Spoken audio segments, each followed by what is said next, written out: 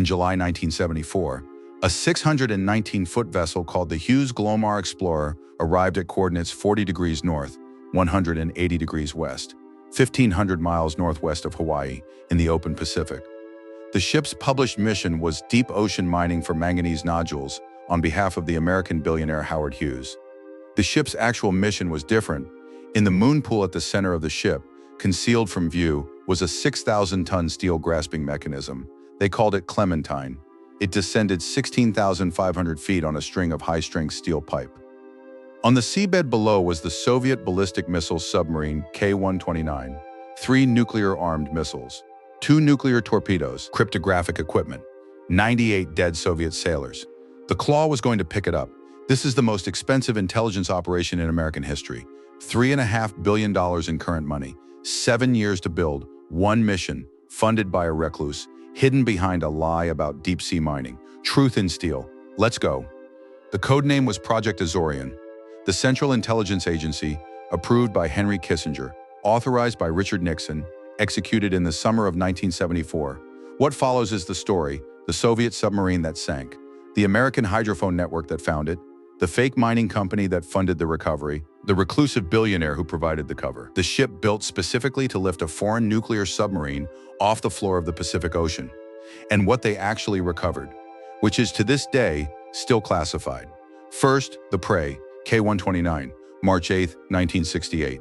The Soviet Pacific Fleet submarine, K-129, departed Rybaki Naval Base in Kamchatka on a 70-day combat patrol. The submarine was a Golf II class diesel-electric ballistic missile submarine, 328 feet long, 2,700 tons submerged displacement, 98 officers and crewmen on board, commanded by Captain Vladimir Kobzar. She carried 3 R-21 submarine-launched ballistic missiles. Each missile carried a 1 megaton thermonuclear warhead, 66 Hiroshimas per warhead. She also carried 2 nuclear-armed torpedoes. K-129 was an aging boat. Designed in the 1950s, by 1968, the Soviet Navy was already transitioning to its next generation of nuclear-powered submarines. K-129 was operating near the end of her service life. Her patrol assignment was to hold a position approximately 900 miles northwest of the Hawaiian Islands, in international waters, with her 3 ballistic missiles in launch-ready status. From that position, she could strike Hawaii or the western United States within 15 minutes. On March 8, K-129 missed her scheduled radio check with Soviet Pacific Fleet headquarters in Vladivostok. There would be no further contact. Soviet command initially assumed a radio failure. After 2 more missed checks, the assumption became different. Search operations began on March 24th. The Soviet Pacific Fleet searched 2 million square miles of open Pacific Ocean for the next 2 months. They did not find K-129. They did not find a single fragment of her. Second, the listener, SOSUS. The Soviets did not find K-129. The Americans did. The United States Navy maintained a classified network of seafloor hydrophone arrays across the Pacific Ocean.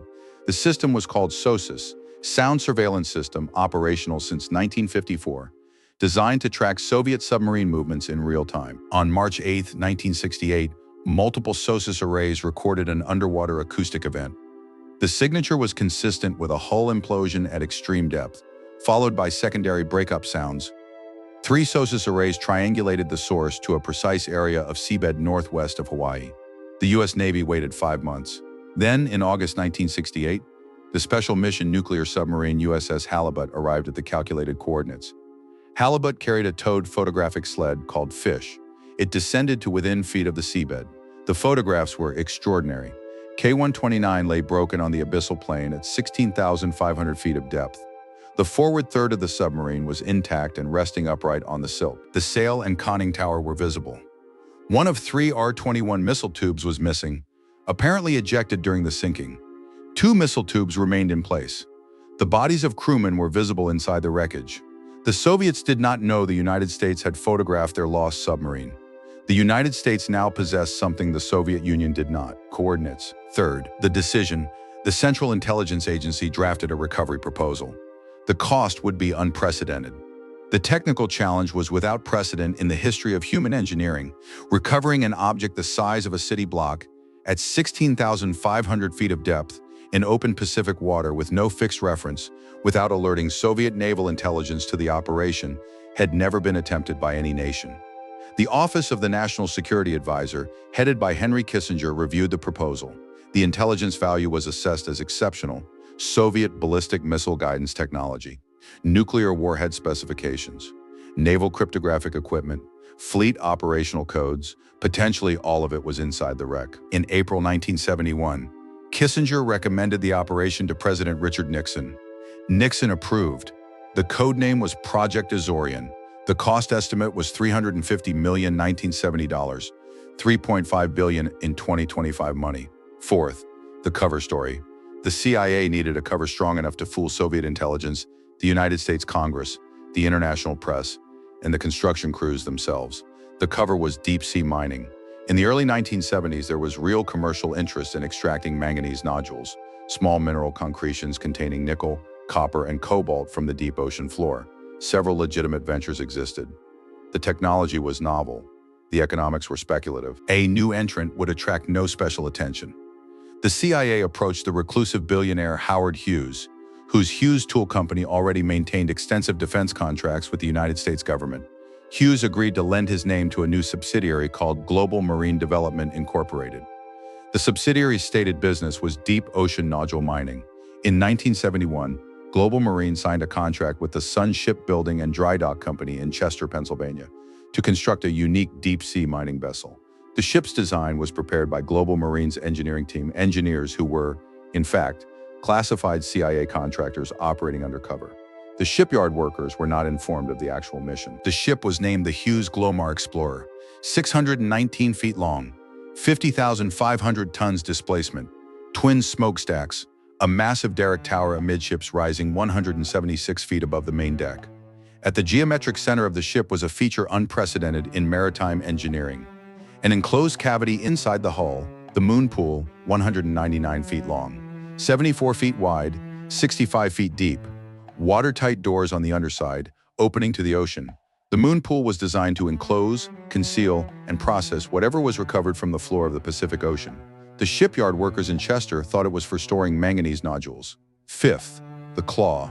The Glomar Explorer would lift the submarine, but the actual lifting mechanism, the claw, could not be built openly.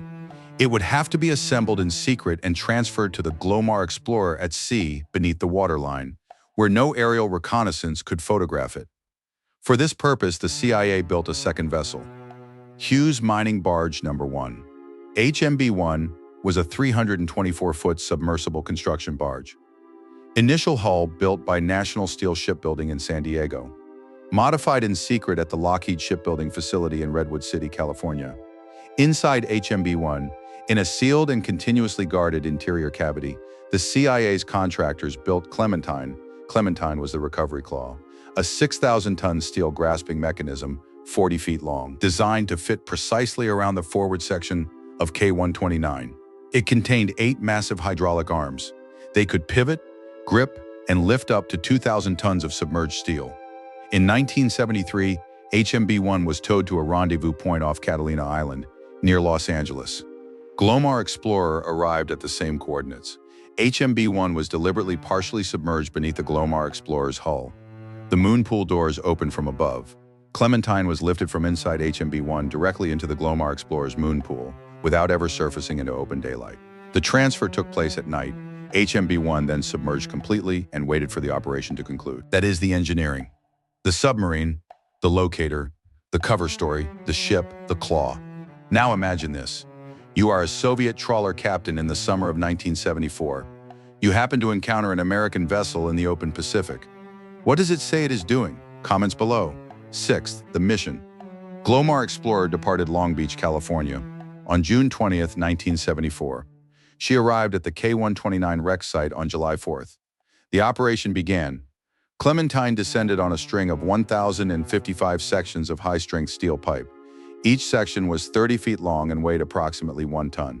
The total assembled pipe string would weigh approximately 4,000 tons. The descent took several days. During the descent, 3 Soviet vessels approached the Glomar Explorer. The first was a Soviet missile tracking ship, the Chazma. She arrived on July 7th and circled the Glomar Explorer at approximately 500 yards. She remained on station for 12 days. She departed without making radio contact. The second was a Soviet ocean tug, the SB-10. She arrived July 19th and held position 6 nautical miles distant for 10 days. The third was an unidentified Soviet trawler. She approached the Glomar Explorer to within 200 yards on July 21st. By International Maritime Convention, she requested radio contact with the American vessel. The Glomar Explorer crew responded. They explained they were conducting commercial deep-sea mining operations and were unable to accept visitors due to industrial safety considerations. The Soviet trawler accepted the answer and departed. On August 1st, Clementine reached the wreckage of K-129. The 8 hydraulic arms closed around the submarine's forward section. The grip was confirmed. The lift began. Clementine ascended at approximately 4 feet per minute. The first 300 feet went normally. Then at approximately 9,000 feet below sea level, 3 of the 8 hydraulic gripping arms catastrophically failed. Most of K-129 separated from Clementine and fell back to the floor of the Pacific Ocean. Only the forward 38 feet of the submarine remained in the claw's grip. 7th and finale. What they got, what Clementine held when it broke the surface on August 9, 1974, was approximately 1/10 of the original submarine. The forward bow section, the torpedo room, 2 nuclear-armed torpedoes, the bodies of 6 Soviet crewmen, the R-21 ballistic missiles, and most of the cryptographic equipment had been in the sections that broke away and fell. Glomar explorers secured the recovered section inside the moon pool and began the analysis. CIA personnel and selected Navy specialists examined the recovered material for several weeks at sea. The actual intelligence yield of the operation remains classified to this day in 2025, 51 years after the operation. What is publicly acknowledged is the following. 2 nuclear-armed torpedoes were recovered. They were warheads that the United States had never previously examined. Soviet nuclear warhead engineering data was extracted from them. Cryptographic code books were reportedly recovered. They are believed to have enabled the National Security Agency to read certain categories of Soviet naval traffic for an unknown period of time. The bodies of 6 Soviet sailors were recovered. The CIA gave them a formal military burial at sea. The ceremony took place on the deck of the Hughes Glomar Explorer. The Soviet national anthem was played. The Soviet naval ensign was draped over each of the 6 bodies. The remains were committed to the Pacific Ocean. A United States Navy chaplain conducted the service. The entire ceremony was filmed in 1992. After the dissolution of the Soviet Union, the CIA delivered a copy of the burial ceremony film to the government of the Russian Federation as a gesture of disclosure. The film was the first official confirmation to the families of the lost crew of K-129 of what had happened to their men. The story of Project Azorian became public on February 7, 1975. The Los Angeles Times published a front-page article describing the operation. The article was a partial leak from a Los Angeles police investigation into a Howard Hughes office burglary that had occurred in June 1974. In response to subsequent press inquiries, the CIA's Office of Public Affairs issued a now-famous statement. The text read, "We can neither confirm nor deny the existence of the information requested. But hypothetically, if such information were to exist, the subject matter would be classified." This statement became known as the Glomar response. It is now used by United States government agencies and by many foreign governments as the standard non-answer to classified matters. It originated with Project Azorian. Plans existed for a second recovery mission to retrieve the rest of K-129. The mission was canceled after the Los Angeles Times story. The Hughes Glomar Explorer was leased to the United States Navy, later to commercial operators for legitimate deep-sea drilling. She was finally scrapped at Zhoushan, China in 2015, 41 years after Project Azorian. The exact contents of what the CIA recovered from K-129 remain classified. The CIA's own official internal history of the operation, declassified in heavily redacted form in 2010, omits the intelligence findings. Project Azorian succeeded in lifting a foreign nuclear submarine from the floor of the Pacific Ocean. What it gained, the United States government has not said.